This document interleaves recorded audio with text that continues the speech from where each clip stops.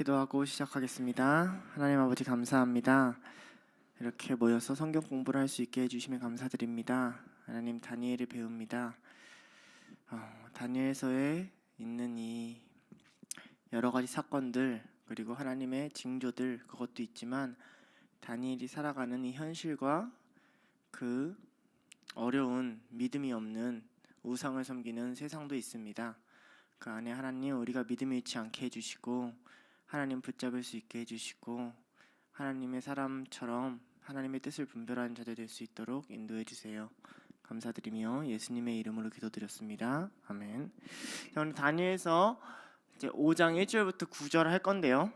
크게는 1에서 4, 그 다음에 5에서 9로 나누어지는데 오늘은 좀 배경 설명을 좀 할 거예요. 왜냐면 새로운 왕이 등장하고 이래서 배경 설명을 좀 해야 돼서 적용점보다는 조금 해석이랑 배경을 좀 위주로 설명을 하려고 해요. 자, 오늘은 처음 보는 왕이 등장해요. 벨사살이라는 왕이 등장하거든요. 자, 벨사살이라는 왕이 등장하는데 이제 보통 이제 역사에서는 벨사자르라 그러거든요. 이 왕이 등장해요. 문제는 이 왕이 누구냐, 그리고 이 시대가 어떤 상황이냐, 우리가 어떤 현장에서 다니엘을 읽어야 하냐를 조금 이해할 필요가 있어요. 그걸 모르면 다니엘서 5장을 해석하기도 어렵고 그 다음에 어떻게 이 상황을 받아들여야 되는지도 좀 어려워져요. 우선 이전까지 있었던 왕이 누구냐면 느부갓네살이었어요. 느부갓네살 2세라고 하는데 1세는 한참 전의 왕이고요. 느부갓네살 2세가 성경에 나오는 느부갓네살이에요. 이 느부갓네살 2세는 1대 느부갓네살 2세 아버지가 신바벨로니아 왕을 세웠어요.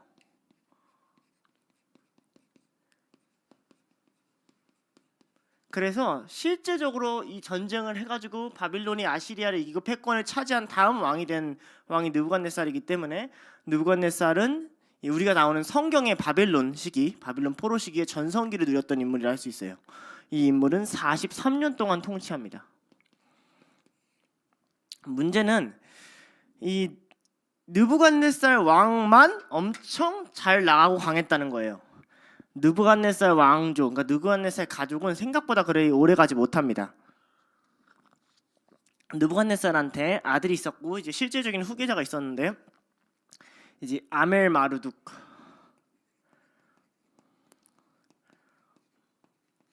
이 왕은 이제 느부갓네살이 죽고 2년간 왕위를 다스려요. 짧죠? 왜냐하면 이제 네르갈 쿠데타가 일어나요. 쿠데타가 일어나서 네르갈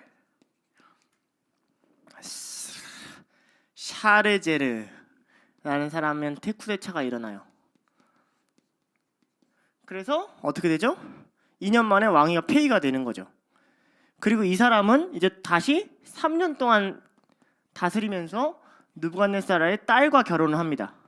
그러니까 뭐 느부갓네살 혈통이 끊어지진 않았다고 볼 수는 있지만 어쨌든 정식적인 아들로부터 이어오는 아들이 이제 승계하고 아들이 승계하는 건 아닌 거죠. 쿠데타로 이거를 받아쳤으니까요. 그리고 나서 이들이 3년 동안 다스리고 그 아들인 라바시 마르두기라는 사람이, 이름이 어려워요. 얼마나 다스렸냐면 9개월 다스려요. 자, 이렇게 짧으면 뭐가 일어났을까요? 또 쿠데타가 일어났어요. 쿠데타가 일어나서 그때 장군이었던 나보니두스라는 장군이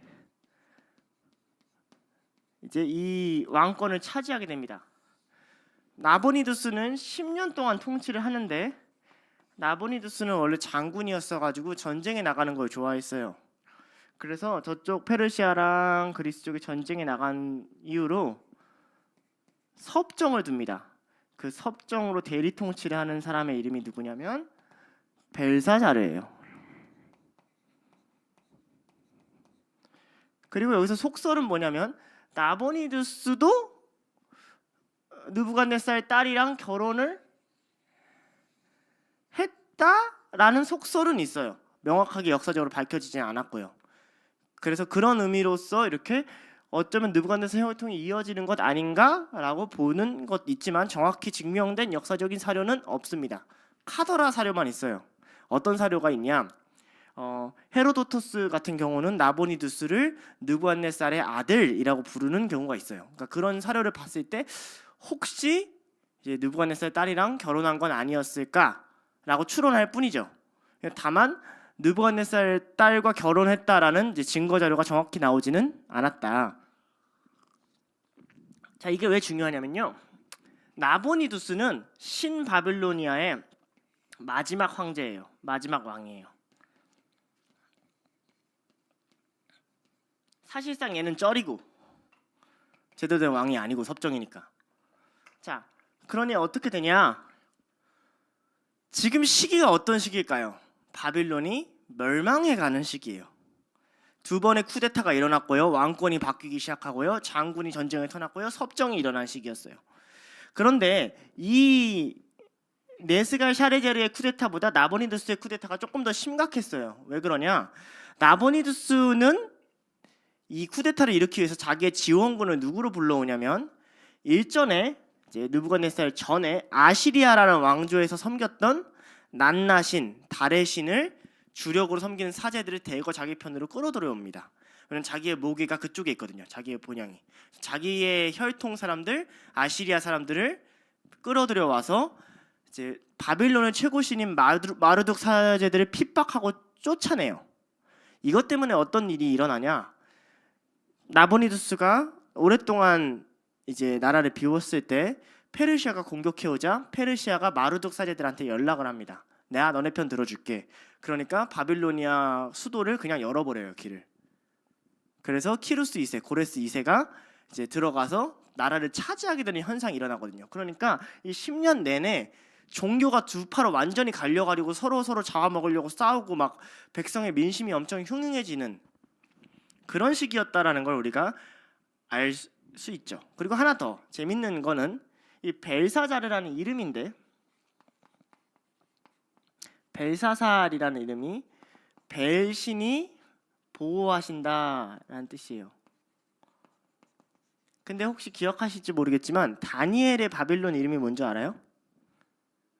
벨드사살이에요. 무슨 뜻이에요? 벨이여 그를 보호하소서. 그를이 들어가요. 완전히 일치하는 이름이에요. 그죠? 벨사살. 그죠? 참 아이러니한 거죠. 이런 아이러니를 품고 있는 왕입니다. 그래서 그런지 바빌론에 나오는 다니엘에 나오는 왕 중에 가장 품격 없는 왕으로 그려지기도 해요. 그러니까 역설적인 인물로 다니엘의 대칭되는 인물의 존재로 설정을 해놓았다고 볼 수가 있을 것 같아요. 1절을 보면 굉장히 독특한 표현이 있는데 벨사살 왕이 그의 귀족 1000명을 위하여 큰 잔치를 베풀어요.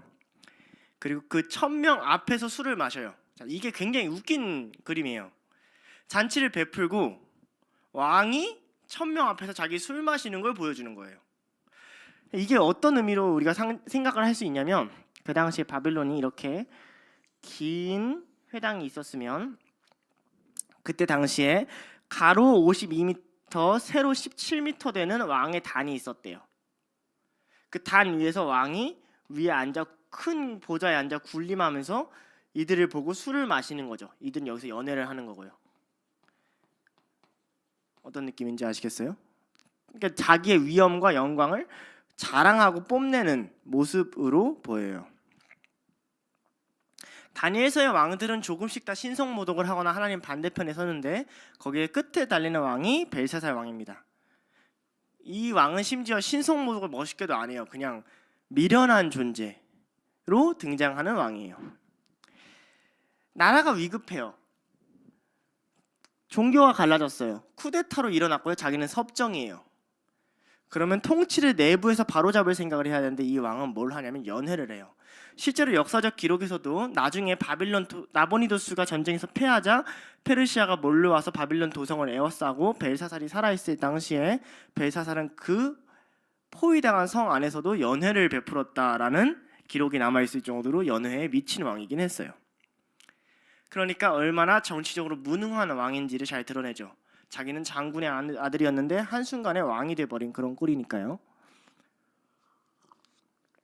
자, 그런 자가 어떻게 하냐? 이 연회가 무엇이었는가 학자들이 많이 추론을 하는데요. 일단 종교적인 연회는 아니었을 거라고 보아요.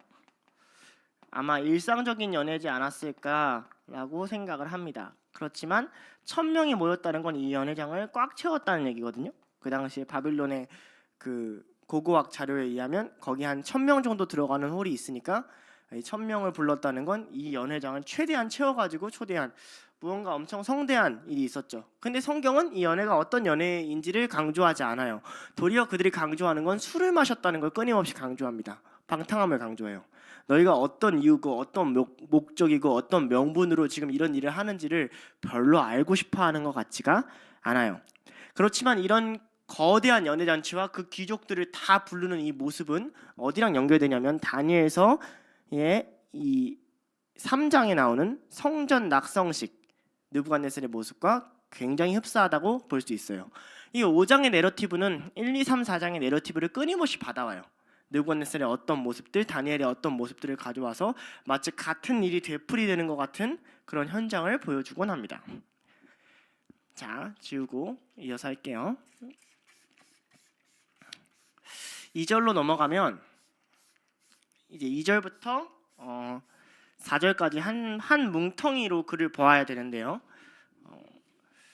넘어가서 보면 이 연회가 왕과 왕비 그 다음에 귀족들과 왕후 이 후궁들이 있다고 하는데 엄밀한 의미로 좀 잘못된 표현이에요. 후궁들은 1000명이 넘어요. 바빌론의 후궁들은 훨씬 많은 인구를 갖고 있습니다. 그러니까 여기서 말하는 이 후궁들은 후궁이 아니라 후궁의 관리자들의 의미예요. 그 다니엘서 1장에 봐도 이제 장들이 있잖아요. 관리장들. 그러니까 후궁장들, 후궁에서 높은 직위를 가진 사람들이고 어떤 문서에서는 노래하는 여인들이라고 불러주기도 합니다. 왕이 총애하는 엔터테이너들이었던 것 같아요. 역사적으로 보면 여기서 2절에 굉장히 좀 문제가 하나 있죠. 왜냐하면 벨사살이 술을 마실 때 명하여 그의 부친 느부갓네살이라고 돼 있죠. 느부갓네살은 벨사살의 부친이 될 수가 역사적으로는 없어요. 왜냐면 아까 보여줬죠, 가족관계도를. 그러니까 못해도 만약에 나보니두스가 이제 느부갓네살의 딸을 차지해서 아이를 낳은 거라면 어떻게 돼요? 나보니와 벨사살,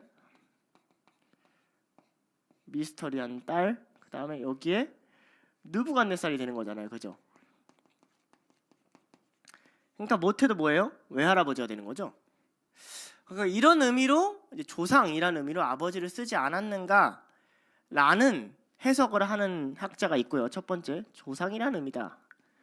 두 번째는 부친이라는 의미는 상징적 의미다라고 보는 학자들이 있어요. 그러니 이는 신성 모독하는 느부갓네살을 계승한 것이다 라고 보는 학자들이 있고요. 그리고 세 번째는 좀 독특한 해석인데 상징적인 의미인데 여기랑 정반대로 얘기해요. 4장에 나오는 하나님을 만난 느부갓네살과 대조하기 위한 표현이다 라고 보는 학자들도 있어요.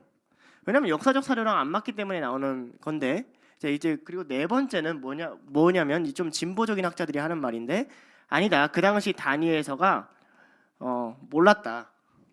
이 가족관계를 잘 모르고 쓴 거다 라고 보는 학자들도 솔직히 있어요. 많아요. 자, 저는 모르겠어요. 아무튼 저는 어떻게 보냐면 그래도 2번에 가깝지 않을까라고 생각을 해요. 1, 2번 사이에 어딘가의 의미를 두고 쓰지 않았을까라고 봅니다. 벨사살은 성전에 있는 그릇들을 가져오게 해요. 다니엘서 1장 2절이죠.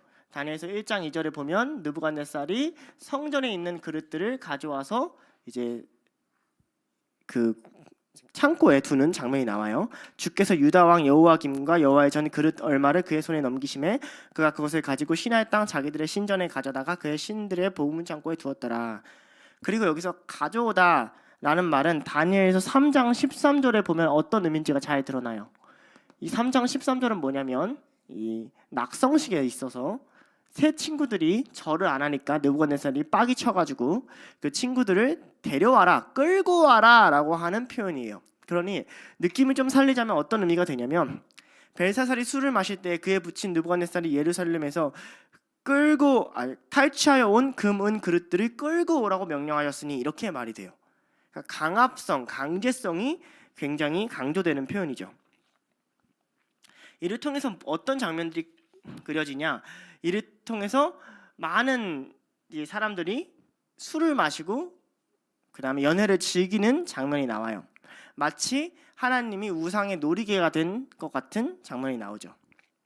특별히 이것들의 문제점을 좀 더 심각하게 하기 위해서 3절에는 하나님의 전, 성소인데 사실 하나님의 집이라고 해석하는 게 좋아요. 이건 좀 기억해 놓으셔야 돼요.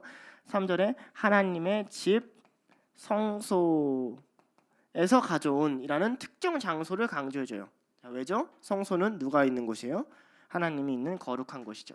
자, 거룩함에 부정한 게 침범하면 어떻게 돼요? 부정한 게 죽게 되죠. 이런 위험을 이제 강조하게 되는 거죠. 그런데 이 위험을 강조하기 전까지는 동시에 어떤 의미를 또 내포하냐면 하나님이 만약에 나타나시지 않으면 하나님이 무기력해져요. 다니엘은 이런 장면들을 굉장히 많이 묘사하고 시작합니다. 늘 1장에서도 하나님의 전에 있는 것들이 뺏기고 다니엘이 포로로 잡혀오는 하나님이 아무것도 하지 않는 것 같은 무기력함. 2장에서도 차례차례 죽임을 당하고 자기까지 죽음의 차례가 올 때까지 하나님 말씀하시지 않는 것 같은 무기력함. 3장에서도 불에 던져질 때까지 하나님이 구해주지 않는 것 같은 무기력함. 끊임없이 다니엘서의 시작은 뭐냐면 하나님은 응답하지 않는 것 같고 하나님이 세상 속에서 무기력한 것 같고 하나님이 일하시지 않는 것 같고 하나님의 것들이 빼앗기고 같은 현장을 먼저 명시해 준다는 점이 굉장히 중요해요. 왜냐하면 다니엘서는 단순히 그냥 이스라엘 땅에서 언약의 땅에서 니네들이 하나님을 잘 믿어라를 강조하는 책이 아니라 쫓겨난 땅, 그러니까 하나님이 없는 것 같은 곳, 세상 한복판에서 니네가 어떻게 하나님을 만날 거고 하나님이 어떻게 일할 것이며 너희들은 어떤 존재가 되어야 될 건가를 설명하는 책이기 때문에 그래요. 하나님 무기력한 거죠. 그러면서 그 무기력함의 극치에 뭐가 있냐면 4절이 있어요. 그들이 술을 마시고는 그 금, 은, 구리, 쇠, 나무, 돌로 만든 신들을 찬양하니라 라고 하는 하나님과 반대되는 우상들을 찬양하게 되는 하나님의 성소의 금그릇과 은그릇을 가지고 금의 신과 은의 신, 금으로 만든 신과 은으로 만든 신을 찬양하는 이 아이러니를 보여준단 말이에요. 그런데 우상들의 이름을 언급해 주지가 않아요. 우상들의 계급이 있었을 거고요. 아까 배경을 말했다시피 당대에 두 가지 종교가 나누고 있어서 어떤 신들을 먼저 찬양하는가가 그들에게는 굉장히 중요한 일이었단 말이죠. 그런데 성경은 전혀 언급하지 않아요. 마치 다 똑같은 걸로 보이는 거죠. 금이나 은이나 돌이나 구리나 쇠일 뿐인 거죠. 우상들의 위계를 없애는 거예요. 바벨론 입장에서는 굉장히 모욕스러운 일이죠. 그리고 4장 마지막에 나오는 하나님의 일하심과 대조를 시켜줘요. 4장은 어떻게 끝나냐면요. 4장 37절에 느부갓네살이 하늘의 왕을 찬양하며 칭송하며 경배하니 그의 일은 다 진실하고 그의 행하심은 의로우시니라 하고 하나님을 찬양하는 느부갓네살의 모습으로 4장을 끝내놓고 5장을 시작할 때는 다시 무지하여서 이름도 없는 다 똑같은 수많은 신들을 찬양하고 있는 벨사살의 모습, 그리고 거기에 연회에 참여한 사람들의 모습을 그려준다는 거죠. 그러니까 앞에 있는 걸 계속 가져와서 대조하는 형식으로 5장은 쓰여졌어요. 어떤 적용점을 우리가 찾을 수 있냐면요, 다니엘서가 이렇게 쓰여진 데 이유가 있어요. 다니엘서는 먼저 보여주는 게 하나님의 지혜보다 앞서서 하나님의 참으심을 굉장히 많이 보여줘요. 근데 동시에 하나님의 참으심의 끝에는 심판이 있음도 굉장히 많이 보여줘요. 그러나 먼저는 하나님이 참으세요. 참는 과정 가운데 이제 포로로 당한 사람들이 고난을 받죠. 심판이 일어나면 이들이 구원을 받아요. 그러니까 우리가 좀 잘 이해를 해야 돼요. 세상이 심판을 받는 게 좋은 걸까요? 안 좋은 걸까요? 이걸 잘 생각을 해야 돼요. 왜냐면 우리가 어떻게 생각을 하냐면 우리는 일상이 그대로 평화롭고 풍요롭고 안전하다가 세상이랑 같이 교회가 하나님으로 인해 너무 많은 심판을 받다가 힘들다가 그 끝에서 하나님 우리를 구원하신다 이런 개념을 갖는데, 성경이 그리는 그림은 뭐냐면요, 세상에 이리와 같은 자들에게 양과 같은 너희를 보냈다는 거예요. 그러니까 누가 우리를 먼저 핍박해요? 세상이 핍박을 해요. 왜냐면 우리가 왜 핍박을 받아요? 믿음을 지켜야 되니까요. 다니엘이 1장에는 음식을 가지고 믿음을 지켜야 됐고, 꿈을 해석하라고 믿음을 지켜야 됐고, 우상에게 절하지 않으라고 믿음을 지켜야 됐고, 믿음을 지키고 믿음을 지켜야 되니까요. 그럼 어떻게 해요? 세상이 핍박을 받아요. 하나님이 그것을 보고 우리를 의롭다 여기시고 저들을 악하다 여기서 심판을 하시면 어떻게 돼요? 그게 우리에게 구원이 되는 그 그림으로 돼 있단 말이에요. 근데 그 과정 가운데 우리가 어떤 역할을 하냐? 이들에게 가서 하나님의 뜻을 알려주는 역할을 같이 하게 된다라는 그림이 다니엘서 안에 있어요. 굉장히 중요해요. 다니엘서가 이 그림을 그려줌으로써 우리가 세상 안에 있는 역할이 무엇인지를 알게 되거든요. 우리는 구원을 기다리는 자임과 동시에 심판을 기다리는 자예요. 하나님이 오래 참으심으로 인해서 세상이 지금 심판을 받지 않지만 그건 동시에 교회한테 핍박이 되기도 해요. 교회는 기도를 하죠. 그러니까 교회가 가지는 아이러니한 두 가지 기도가 같이 있어요. 하나님, 우리로 하여금 저들에게 하나님의 뜻을 알게 하옵소서 라는 첫 번째 기도와 두 번째, 하나님 저들을 심판하여 주시옵소서 라는 두 번째 기도가 같이 있단 말이에요. 이 동시성을 우리가 같이 갖고 있어야 세상에서 흔들리지 않고 올바른 신앙을 가질 수가 있어요. 근데 우리는 둘 중에 하나를 포기하죠. 때로는 둘 다 포기하기도 하고요. 그러니까 하나님이 어떻게 보이냐? 무력해 보이는 거죠. 참으시니까. 참으시니까. 그러나 다니엘서는 동시에 그걸 얘기하죠. 참는다는 건 그가 움직이면 멸망이 온다는 거야 라는 경고를 계속 내포하고 있어요. 그게 이제 5절에서부터 드러나기 시작하는 거죠. 5절에서 드러나는 이 장면은 굉장히 앞의 내용을 잘 받아오면서 대조하는 내용으로 쓰여져 있어요. 5절은 대조의 절인데 특히 히브리어 아람어죠. 아람어로 보면 이게 훨씬 잘 드러나게 돼 있어요. 자, 5절은 뭐냐면 손가락이 나타나서 글씨를 쓰는 거잖아요.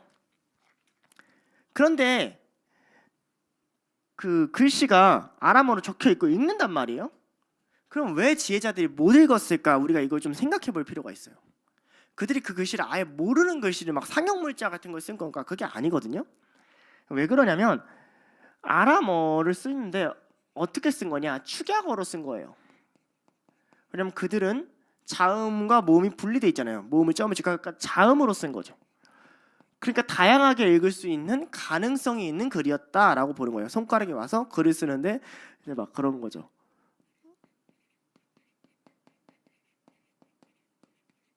뭐 이렇게 쓴 거죠. 뭔 말인지 모르겠죠. 알겠어요? 너희들 심판받을 거입니다. 자, 이렇게 한 거죠. 그러니까 어떤 사람이 해석을 했는지 두려운 거예요. 이런 현상이 일어났다고 보는 거죠.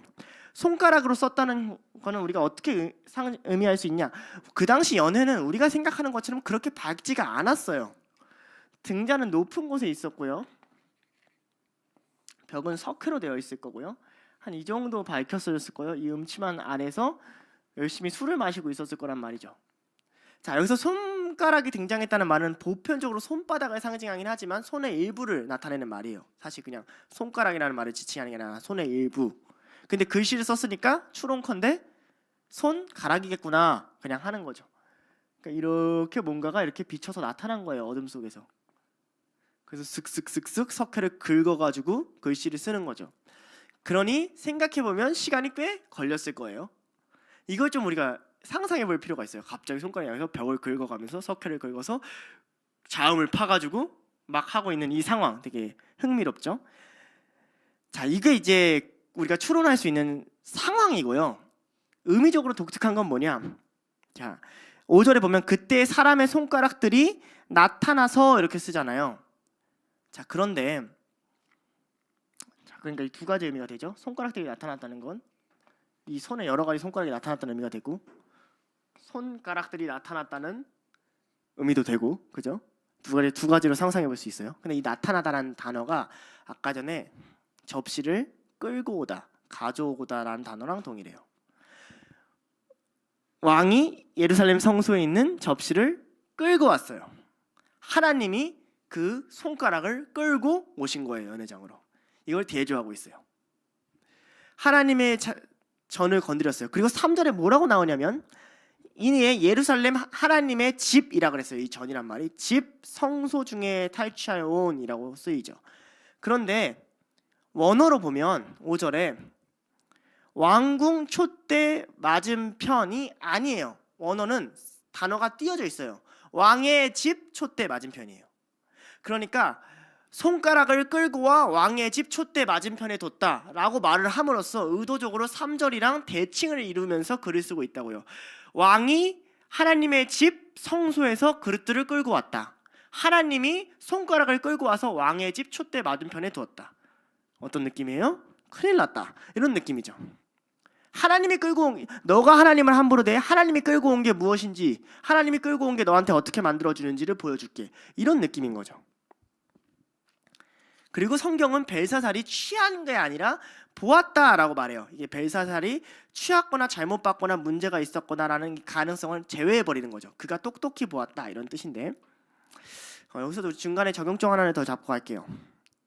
다니엘에서 나오는 모든 징조들은 일종의 신비를 갖고 있어요. 신비는 이런 거예요. 나타난 부분과 나타나지 않은 부분의 동시성을 계속 갖고 있어요. 꿈을 꿔요. 2장의 느부갓네살이 나타났어요. 근데 감추세요, 하나님이. 4장에도 꿈을 꿔요. 나타났어요. 그런데 의미를 감추세요. 손가락이 나타났어요. 모두가 봤어요. 그런데 의미를 감추세요. 이 일을 계속 반복해요. 이게 왜 그럴까요? 여기 이 사이에서 놓이는 단어가 뭐냐면 지혜라는 단어예요. 그러니까 세상을 살아가면서 우리랑 세상 사람들의 차이가 어디서 일어나냐? 이 지혜라는 단어를 다른 말로 우리가 이제 보면 6, 7, 8, 9절 이제 한꺼번에 볼 건데 7절에 왕이 이런 걸 찾죠. 그 해석을 내게 보이면 글자를 읽고 그 새 해석을 내게 보여라. 이 해석이라는 단어가 성경에서 가장 많이 나오는 곳이 다니엘서예요. 이 해석을 위해서 필요한 게 뭐냐면 지혜라는 거죠. 자, 다니엘은요 원래 선지자가 아니에요. 선지자는 선지자 무리에서 부름을 받아야 된단 말이에요. 다니엘은 귀족이랑 왕족이란 말이죠. 다니엘은 제사장도 아니에요. 근데 다니엘이 선지자 반열에 오른 이유가 있어요. 징조를 해석할 수 있는 눈이 있었거든요. 이게 굉장히 중요해요. 하나님의 오늘 시대에서도 하나님의 뜻을 이루거나 하나님의 어떤 일을 이루면 그 사건이 어떤 징조처럼 드러날 거예요. 왜 이런 전쟁이 일어나지? 왜 이런 메시지들이 흘러가지? 세상에 왜 이런 사람들이 뽑히지? 왜 이런 일들이 일어나지? 왜 이런 핍박이 일어나지? 세상 사람들도 그걸 보고 우리도 그걸 봐요. 차이가 뭘까요? 한쪽은 성령, 지혜의 영이신 성령을 받아 그 징조를 해석할 수 있는 눈이 열리고, 한쪽은 그걸 보긴 보아도 보지 못하는 자신의 맹인됨을 보게 된다는 굉장히 큰 차이가 있어요. 하나님은 교회에게 사명을 맡기는 거죠. 너희가 해석해줘야만 이들이 그 뜻을 알 수가 있어. 이 개념이 다니엘서에서 그대로 드러나요.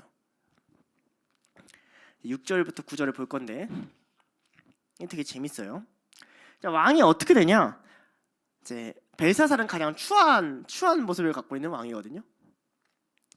얼굴빛이 변하고 생각이 번민하여 넓적다리가 녹는 듯하고 그의 무릎이 서로 부딪힌지라. 이건데 일단 이 얼굴빛이라는 단어가 또 굉장히 재밌습니다. 원래 이 단어는 다니엘서에서 이제까지 긍정적으로 쓰였던 단어예요. 언제 나오냐면 1장에 다니엘이 야채를 먹고 채소를 먹자 그의 얼굴이 다르게 보인다라고 쓰였고요. 4장에 보면 느부갓네살 왕이 이 야생의 상태에서 벗어나서 자신이 광명을 찾았다라고 말하는 다니엘서 4장 36절에 내 광명이 내게로 들어왔다는 말이 얼굴빛이라는 단어예요. 이제까지 긍정적으로만 쓰였어요. 그런데 이제 벨사살한테는 부정적으로 쓰이는 거죠. 그리고 이 얼굴빛이 변한 상태로 어떻게 되냐? 생각이 번민해요. 생각이 번민하는 건 다니엘서 4장을 가져오는 거죠. 4장 5절과 4장 19절을 보면 왕이 꿈이 꾸고 생각이 번민하다. 자, 이거 이런 단어라고 했죠. 머리가 급해지다. 마음이 조급해지다. 이런 뜻이라고 그랬어요. 그러니까 그냥 갑자기 글자를 보고 저게 무슨 뜻일까? 머리가 너무 번민스러워, 번잡스러워 이런 뜻이 아니라 막 쪼달리고 조급해지고 두려워지는 거예요. 그리고 이 다음이 진짜 재밌는데 좀 바꾸고 싶어요. 넓적 마디가 녹는 듯하고여서 저는 어떻게 생각을 했냐면 이전에는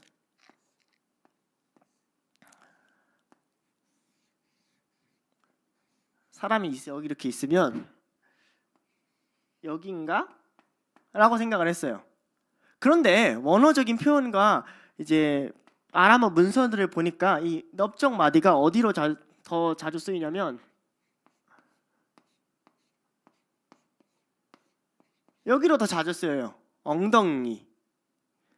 그러니까 어떻게 이것을 알았는지 몰라도 엉덩이가 일어났겠죠. 글자 보려고 일어났겠죠. 엉덩이가 풀려서 무릎이 달달달 떨려가지고 이 보통 애니메이션에서 보는 이 계집애처럼 이렇게 주저앉는 이런 모습이었다라는 걸 굉장히 디테일하게 적고 있는 거예요.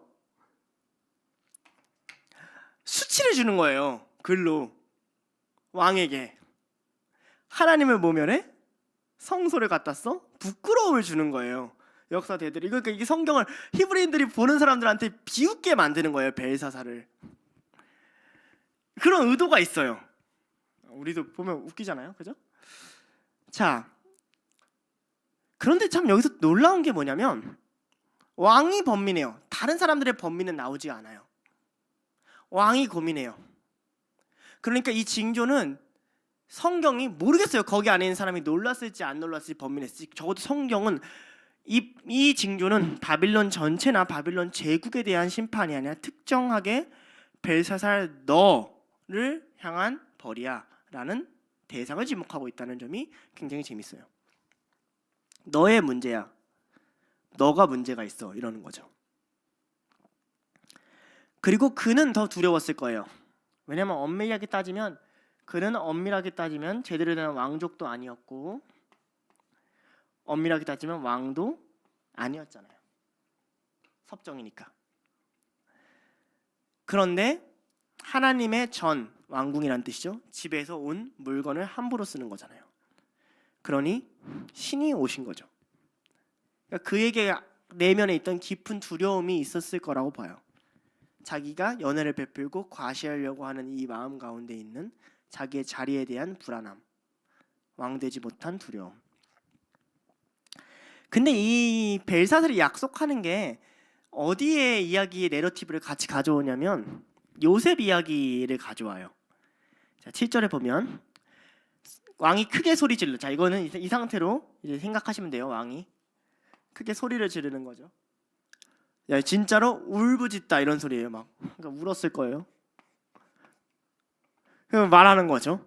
술객들아, 점쟁이들아, 빨리 와봐라. 지혜자들아, 누구를 막론하고. 느낌 알겠어요 지금? 막 급한 거죠. 글자를 읽고 해석을 보이면 되도 않는 약속을 해요. 뭐 할 수는 있지만 자주색 옷을 입히고, 자, 자주색 옷을 입히는 건 보통 왕족이 입는 옷이에요. 그 다음에 금사슬을 그의 목에 걸어주리니, 자, 그가 나라의 셋째 통치자를 삼으리라. 자, 우리가 배경을 알면 이 말이 이제 이해가 되죠. 왜 나라의 둘째 통치자가 아니에요? 왜냐면 첫째로 누가 있어요? 나보니두스 아버지가 있잖아요, 그죠? 자기가 뭐예요? 지가 둘째 통치자거든요. 그러니까 자기가 줄 수 있는 최고 권력자를 주겠다는 소리예요. 이걸 모르면 왜 3일까, 3위일체로 3일까 이딴 얘기 한다고요. 이제 배경을 좀 알아야 되는데. 근데 이게 뭐랑 비슷해요? 창세기 41장 42절이랑 비슷하잖아요. 자기 인장을 빼어 요셉에게 끼우고 세마포 옷을 입히고 금사슬을 목에 걸고. 왕이 줄 수 있는 최고의 권력을 이양하겠다는 거죠. 왕은 문제가 생겼을 때 누구를 의지했냐면 바벨론의 지혜자들을 의지했죠. 하나님이 그렇게 하시죠. 당연하죠. 코로나가 와요. 뭐 의학회사랑 과학자들을 의지하겠죠. 당연하지 않아요? 전쟁이 터져요. 군인들을 의지하겠죠. 지혜자들을 의지하는 건 당연한 거란 말이에요. 근데 문제는 이거예요. 그럼 그 지혜자들이 해석을 해줘야 되잖아요.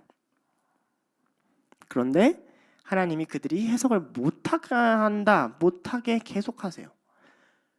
2장에서도 4장에서도 5장에서도 징조가 나타날 때마다 지혜자들은 들러리처럼 계속 해석을 못하는 장면이 나와요. 자, 무력감의 위치를 바꾸시는 거예요. 하나님이 무력해 보여요. 언제까지? 징조가 나타나기 전까지. 성경은 늘 그래요. 이스라엘 백성이 무력하게 보여요. 언제까지? 징조가 나타나기 전까지. 예수 그리스도가 이 땅에 징조로 태어나기 전까지.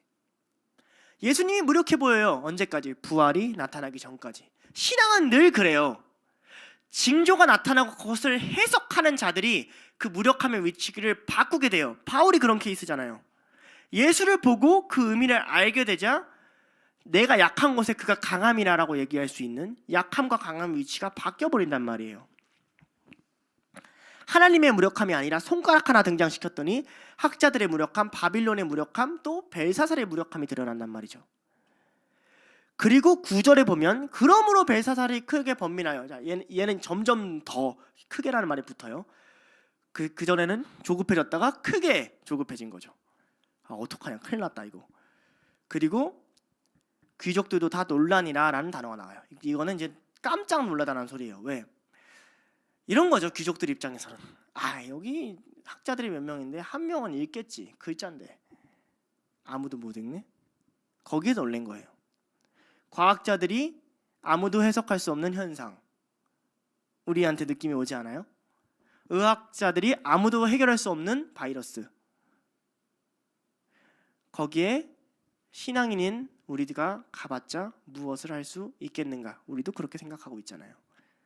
우리도 우리를 무력하게 보고 있잖아요. 우리도 우리 안에 계신 성령님을 작게 여기고 있잖아요. 성경은 아니라는 거예요. 그런데 이들이 이때 말고 평상시에는 해석을 안 했겠어요? 평상시에 했을 거란 말이죠. 달을 보고 별을 보고 세상을 읽고 시대를 읽었으니까 그 자리까지 다 갔을 거란 말이에요. 왕 앞에 부를 때까지.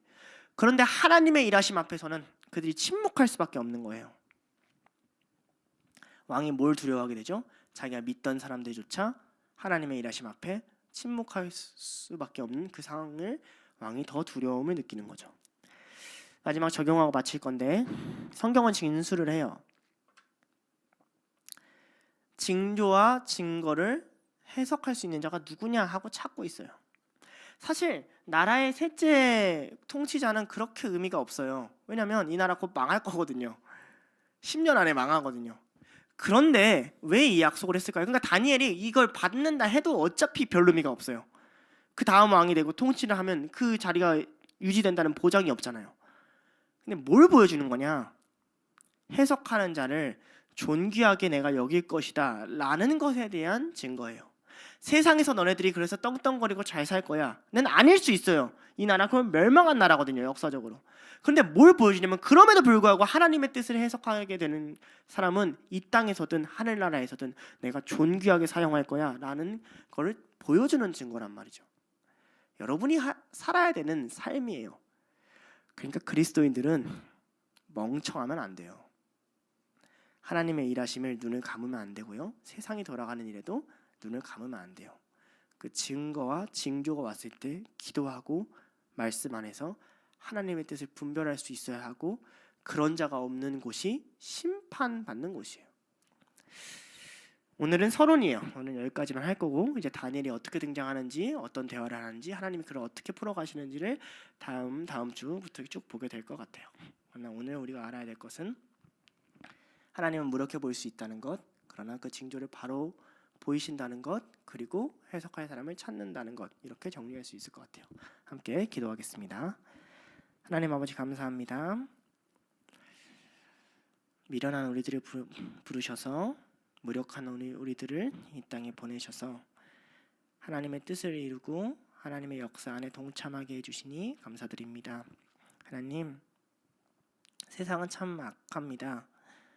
하나님의 전에 있는 것들도 포로처럼 끌어다 쓰고 우리가 믿는 신앙이 아무것도 아니고 당신이 무력하게 느껴질 때가 너무도 많습니다. 그러나 하나님이 길이 참으시고 있는 중임을 믿습니다.